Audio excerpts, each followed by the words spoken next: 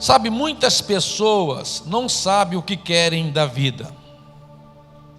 E por não saberem o que querem da vida, vive uma vida com dúvidas e medos. Saber o que quer da vida é muito importante. Saber o que quer da vida vai dar energia para você prosseguir a sua jornada para aquele objetivo que você almeja. Saber o que quer da vida vai dar força para você para superar todos os obstáculos que essa jornada proporciona. Saber o que quer da vida vai dar você perseverança para suportar todos os problemas, todas as dificuldades, até você alcançar aquilo que você almeja. A Bíblia fala de um homem que sabia muito bem o que queria e pagou o preço para alcançar aquilo que ele queria. Esse homem chama-se Eliseu, e eu quero usar o profeta Eliseu hoje como uma referência para nos ajudar a aprender quais etapas, quais coisas, decisões precisamos tomar para alcançar o nosso objetivo na vida. Eu vou ler com vocês 2 Reis, capítulo 2, versículo 9 e 10. Vou tomar uma água aqui para falar melhor. Amém? Está aí já no telão, diz assim: depois de atravessar, Elias disse a Eliseu: o que posso fazer por você antes que eu seja levado para longe de você?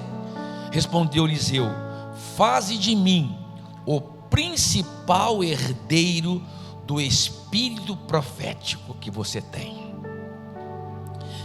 Eliseu sabia muito bem o que ele queria. Muito bem. Eliseu queria algo que estava sobre a vida de Elias. E continua assim, e disse Elias: se você fez um pedido difícil, mas se você me vir quando eu for separado de você, terá o que pediu, do contrário não será atendido.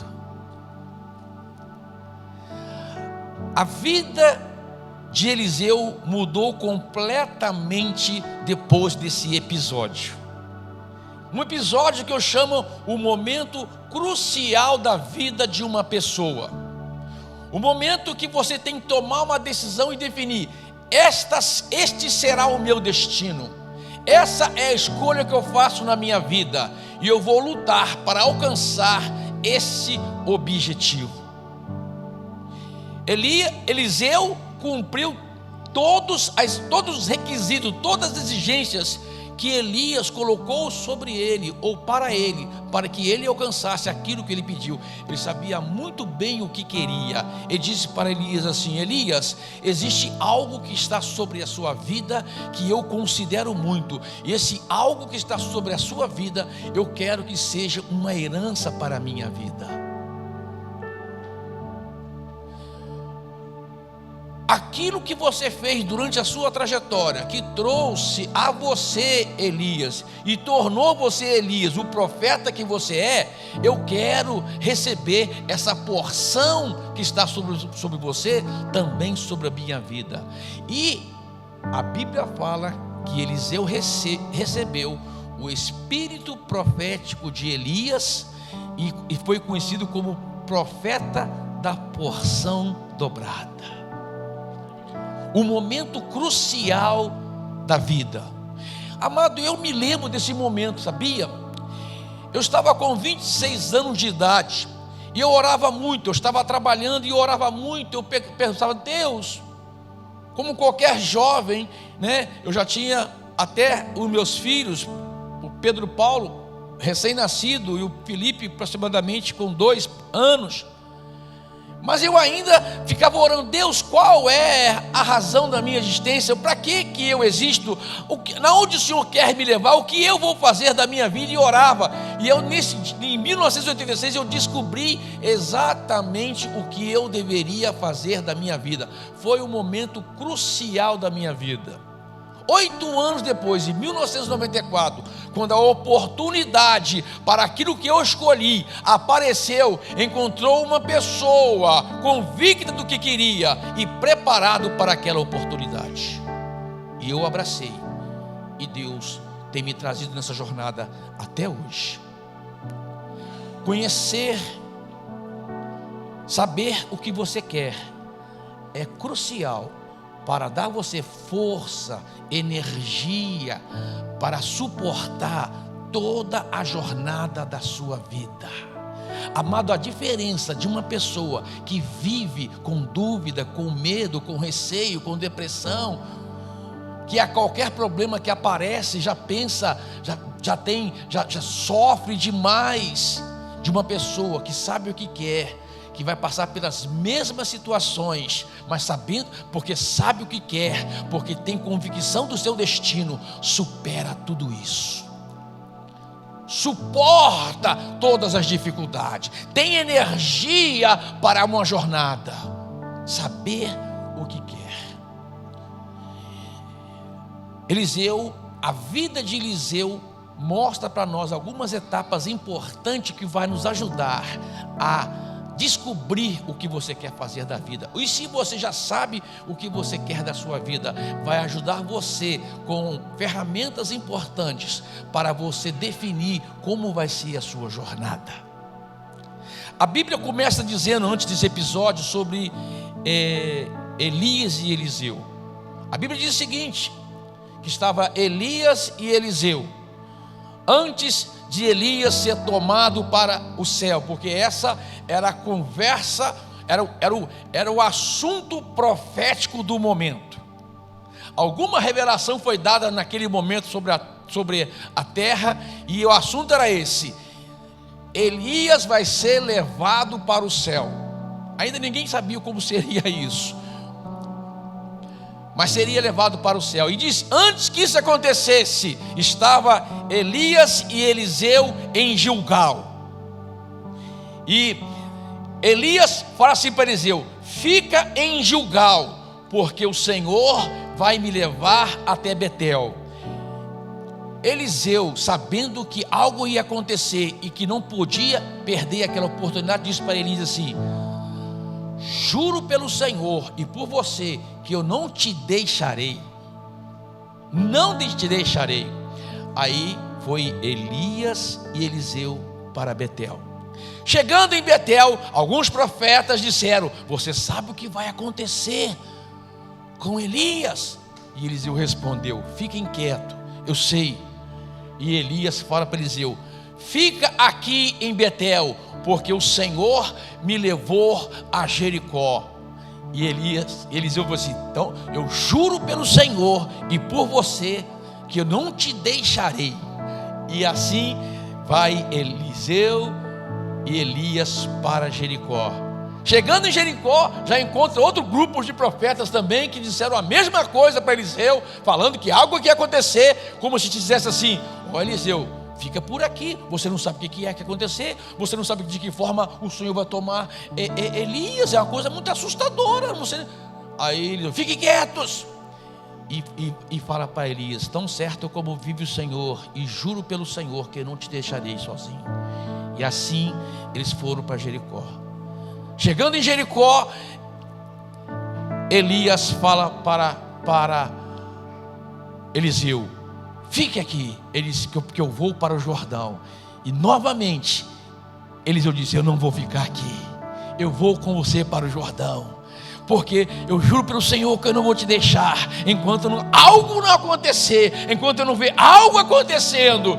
E assim eles foram para o Jordão. Chegando no Jordão, Elias vira para Eliseu, diz: o que você quer? Foi o verso que eu escolhi: eu quero a porção dobrada do seu Espírito sobre a minha vida. Eu quero a porção dobrada.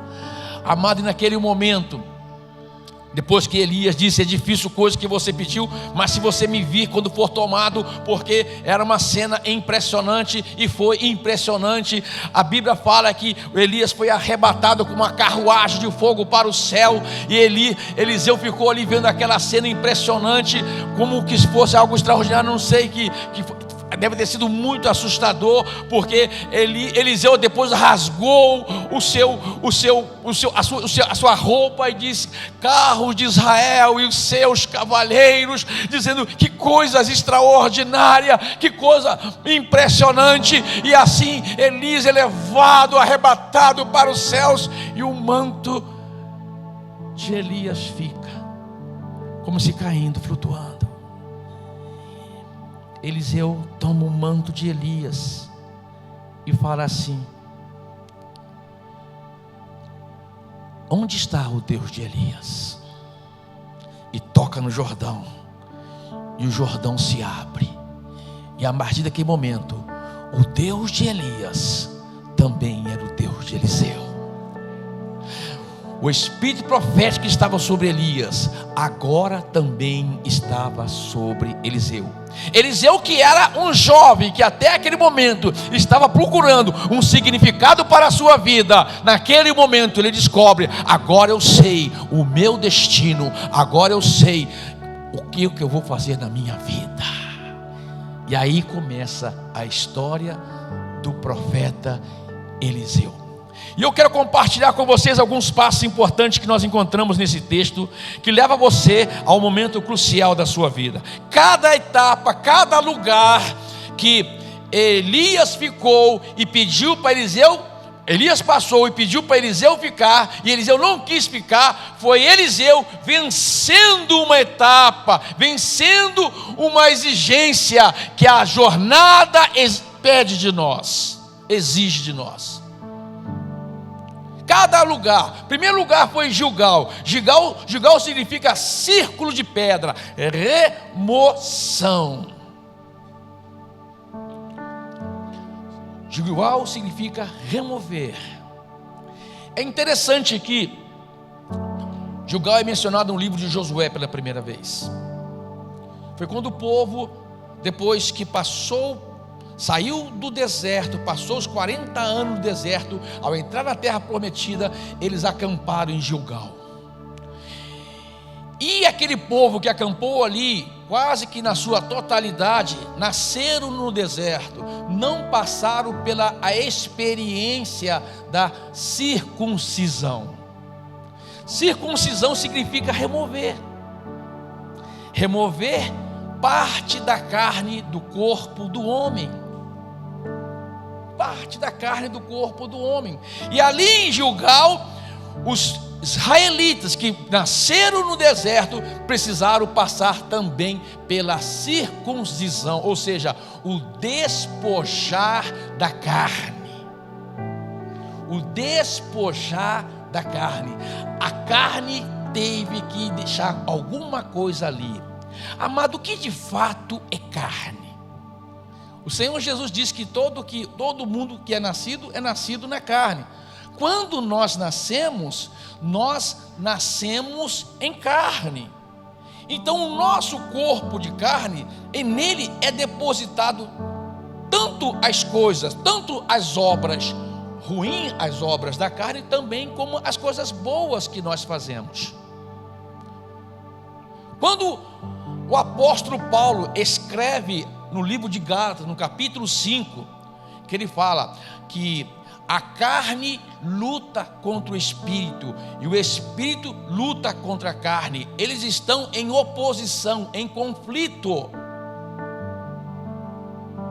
Porque o desejo da carne, e Paulo começa dizendo, o desejo da carne é a prostituição, a imoralidade, a avareza, a inveja, o ciúme, a contenda, todas essas coisas que habita no desejo do homem, no desejo da carne. Mas o fruto do Espírito é a benignidade, bondade, fidelidade, amor, domínio próprio, benignidade, e a Bíblia fala que contra essas coisas não há lei. Ou seja, mesmo no mesmo corpo de carne habita os desejos da carne, aqueles desejos que estão em oposição à vontade do Espírito Santo, e também habita o fruto do Espírito, que é as coisas boas. Então, circuncisão, na verdade, significa despojar a carne, remover da carne aquilo que é ruim e se revestir daquilo que é bom. A experiência de Gilgal tem um significado muito importante para nós. Quando a Bíblia fala remoção, fala despojar de algo que vai atrapalhar você na sua jornada e se revestir de algo que vai ajudar você na sua jornada. A primeira experiência é muito importante, porque leva você a fazer uma decisão: de que eu quero me revestir. Circuncisão significa despojar de algo ruim e se revestir de algo bom. Toda jornada que você vai fazer, você tem que decidir o que você vai levar. Toda caminhada que você vai fazer, toda viagem que você planeja fazer na sua vida, você tem que decidir aquilo que você vai levar. Se você levar algo que é ruim para você, isso vai prejudicar você na sua jornada.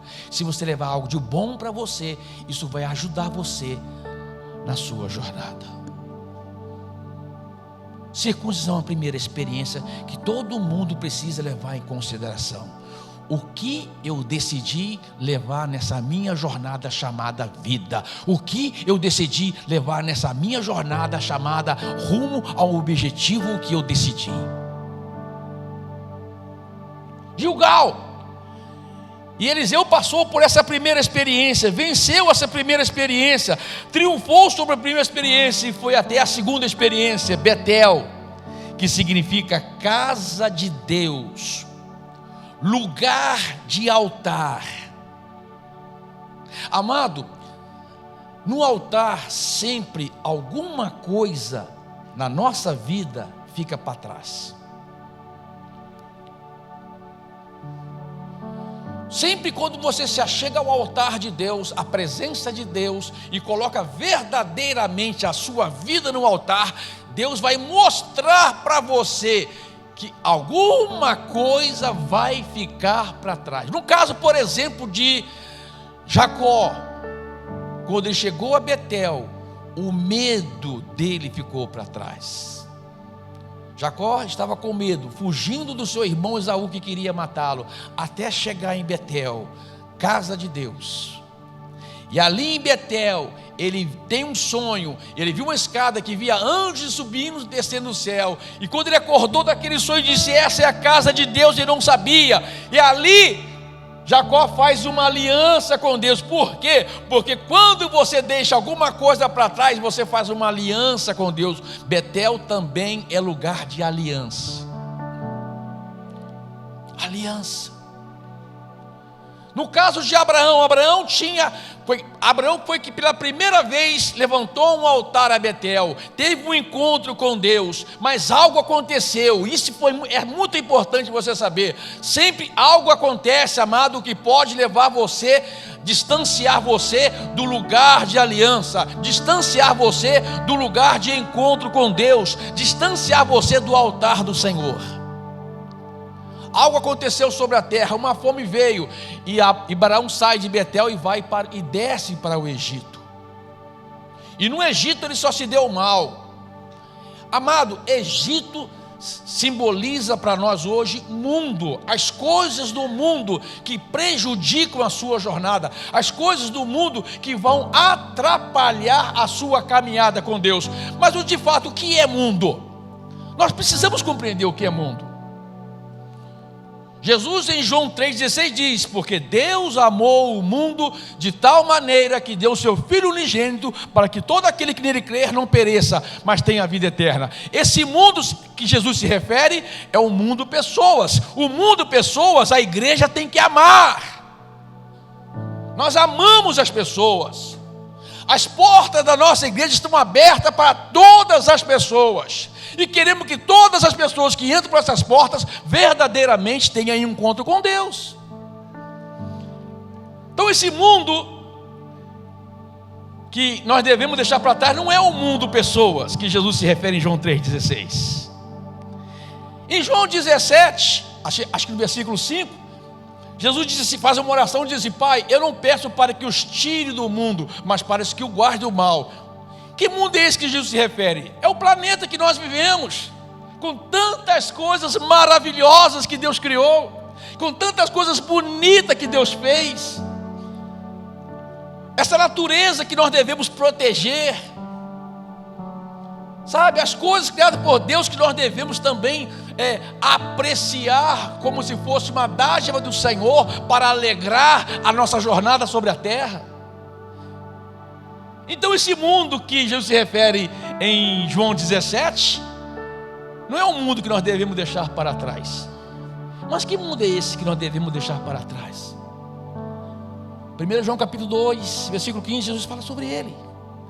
Ele diz, na verdade o apóstolo João fala sobre ele na revelação de Jesus.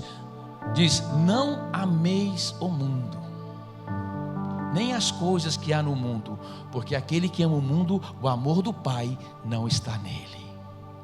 Que mundo é esse?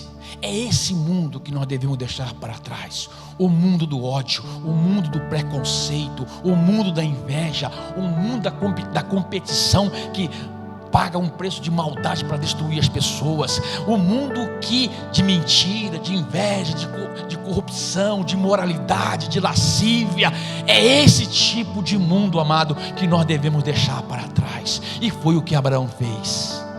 Quando Abraão, sofrendo no Egito, porque tinha abandonado o altar de Deus, o lugar de aliança, o lugar de encontro com Deus, ele resolve voltar para Betel. E quando ele chega em Betel, novamente ele encontra o altar de Deus, e Deus fala com ele, e ali ele deixa algo para trás. Deus tinha falado outrora com Abraão assim: Abraão, sai da tua terra e da tua parentela e vai para a terra que eu te mostrarei. Abraão obedeceu a Deus, saiu, mas levou consigo o seu sobrinho Ló. Ló simboliza algo que nós devemos deixar para trás. Ló é aquele que olhou para as campinas verdes do Jordão, para o caminho de Sodoma e Gomorra. Ló significa os desejos que o mundo oferece. E Abraão disse para Ló: Ló, faça a sua escolha. Se você for para a direita, eu irei para a esquerda. Se você for para o norte, eu irei para o sul. Se você for para o ocidente, eu irei para o oriente. Nós não podemos mais andar junto. Chega um momento, amado, no altar do Senhor, no lugar de aliança, que você tem que falar: eu não vou andar mais junto com isso. Eu não tenho aliança com isso. A minha aliança é com Deus. A experiência de Betel. Tremendo. Você quer ter uma jornada abençoada por Deus? Você quer saber de fato o que você quer fazer da sua vida? Considere também a experiência de Betel e faça com Deus uma aliança, como Jacó fez. Eu faço contigo, Deus, ali em Gênesis capítulo 26, uma aliança. Se o Senhor for meu Deus e andar comigo e me abençoar na minha jornada, de tudo que o Senhor me der, que era o sinal da aliança, eu te darei o dízimo. E assim Jacó inicia a sua jornada debaixo de aliança, saindo de Betel, lugar de aliança com Deus. E Elias fala para Eliseu: fique aqui em Betel, porque o Senhor me levou a Jericó. O que significa a experiência de Jericó? O que significa a experiência de Jericó? Jericó, amado, significa, a palavra Jericó significa perfumado.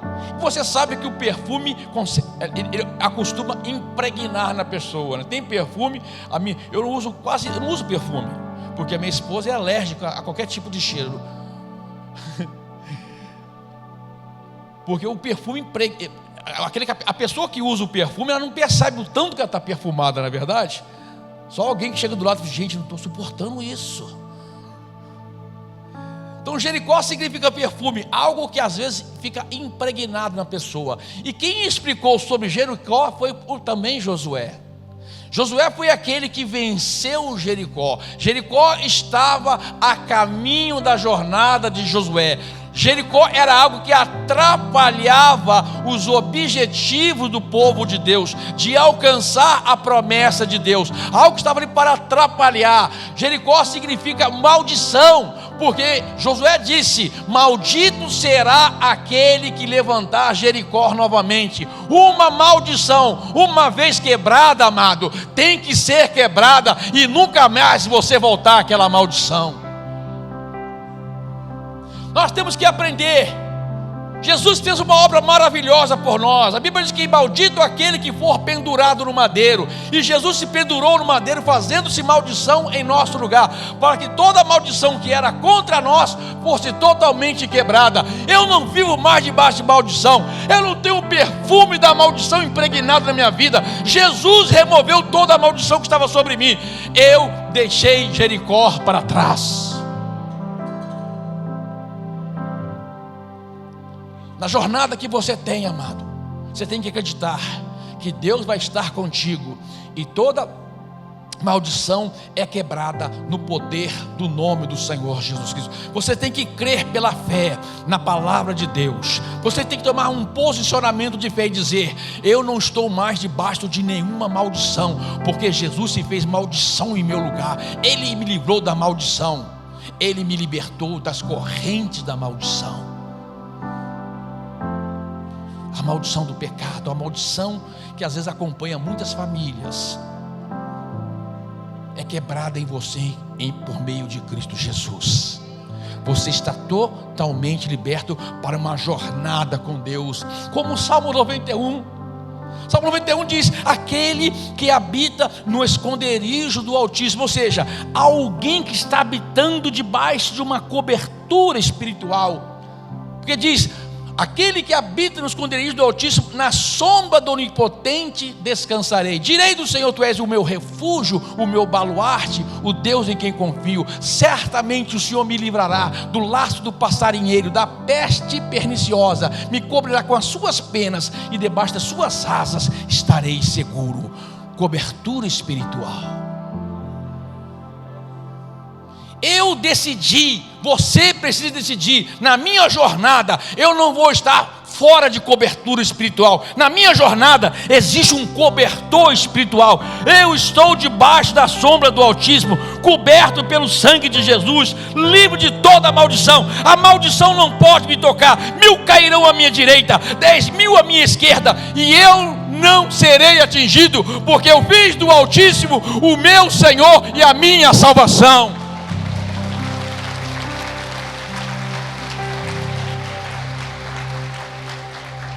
Aí entra um ponto importante que eu preciso ressaltar com vocês. Nós estamos vivendo uma geração que quer viver independente de cobertura. Uma geração que fala assim: eu não preciso frequentar uma igreja, eu não preciso estar debaixo de cobertura espiritual. Jesus é minha cobertura espiritual. Claro que Jesus é nossa cobertura espiritual, mas Jesus obedece uma coisa chamada autoridade designada pelo próprio Jesus. Toda autoridade me foi dada no céu e na terra, portanto ide em meu nome. Jesus estabeleceu a sua igreja sobre a terra, e a quem está debaixo desse manto da igreja é como está debaixo do esconderijo do Altíssimo, na sombra do Onipotente. Aquele que habita no esconderijo do Altíssimo, ou seja, você precisa habitar no lugar. A maldição não te alcança. A cobertura espiritual te protege. Por quê? Porque isso significa que você decidiu andar debaixo de obediência da palavra e prestar conta para quem tem autoridade sobre você. Esse terceiro passo, gente, ele é muito importante na sua jornada. Porque Deus não vai abençoar pessoas que ficam andando de maneira independente dele e da igreja. Fica aqui em Jericó, Eliseu: porque o Senhor me levou ao Jordão. Uau! Jordão, a quarta experiência. Jordão significa fluir, fluxo contínuo. Foi no Jordão que o povo de Israel venceu o medo da morte. Ali estava o Jordão cheio, transbordando, e estava lá Josué com os sacerdotes. E Josué orientou os sacerdotes, levando a arca a pisar a planta dos seus pés no rio Jordão. E quando eles pisaram, o Jordão se abriu. Jordão significa vencer o medo da morte. Jordão significa batismo nas águas. O batismo nas águas, amados, significa o sepultamento da velha criatura e o ressurgimento de uma nova criatura. Antes a velha criatura tinha medo, escrava do medo, sem saber para onde ia. Mas a nova criatura, que já passou pela experiência da morte. Amado, você que foi batizado, vai ter o batismo aí, você precisa, um que não foi ainda precisa batizar. Quando você foi batizado, você precisa entender essa experiência. É uma ordenança que nós fazemos, e ao fazer essa ordenança parece uma cerimônia, mas não é uma cerimônia, é uma experiência pessoal. Ao passar pelo batismo, você está sendo sepultado a velha criatura em Cristo e ressurgindo uma nova criatura. Você já passou pela experiência da morte. Espiritualmente falando, agora você está aguardando o seu arrebatamento, a sua ida com Cristo. Por quê? Porque quem está em Cristo não teme a morte, porque a morte não terá poder sobre ele. Porque um dia as trombetas soarão, e os que estão em Cristo Jesus ressuscitarão, e os que estão vivos serão arrebatados com ele. Uau! Fluir para uma nova vida, fluir do Espírito Santo. Foi no Jordão que Jesus, após ser batizado, uma voz desceu do céu e disse: este é meu filho amado em quem me comprazo. E uma pomba, e o Espírito Santo em forma corpórea de uma pomba desceu sobre ele. E saindo Jesus dali, Satanás foi encontrar com ele. Mas Jesus, cheio do Espírito Santo, resistiu Satanás com a palavra de Deus, dizendo para Satanás: está escrito. Satanás vai até Jesus e tenta enganar Jesus, mandando-nos transformar as pedras em pães. Mas Jesus fala: está escrito, nem só de pão viverá o homem. Leva Jesus até o pináculo e diz: pula lá embaixo, porque está escrito a teu respeito que você não vai tropeçar em nenhuma pedra. E Jesus responde: está escrito, não tentarás o Senhor teu Deus. Depois leva ele no monte alto e diz: todos os reinos te darei, se me prostrares e me adorares. Está escrito: só a Deus adorarás e a Ele prestarás culto. Está escrito, amado, quando a pessoa está revestida do Espírito Santo, quando a pessoa está cheia do Espírito Santo, a palavra de Deus flui através dela, e ela vive pela fé, ela acredita nos milagres, ela declara os milagres sobre a vida dela, porque está sobre ela o poder do Espírito Santo fluindo sobre a sua vida. Uau! Cada experiência, amado, reporta uma decisão que você precisa tomar. Cada experiência fala para o próximo passo que você precisa dar para ter uma vida verdadeiramente com o objetivo, alcançando o êxito e vivendo de fé em fé e de glória em glória, não deixando os obstáculos, as dificuldades esmorecer você, não deixando que os problemas venham roubar a sua perseverança, não deixando você fraquejar porque tem coisas acontecendo, mas pelo contrário, você sabe muito bem quem você é, você conhece muito bem o seu destino, você está cheio de Deus, do Espírito Santo, uma nova vida, a carne foi removida, o Espírito Santo e os frutos estão sobre você, você está vivendo para Deus e não para o mundo, você decidiu viver pelo poder do Espírito e da sua palavra. Uau!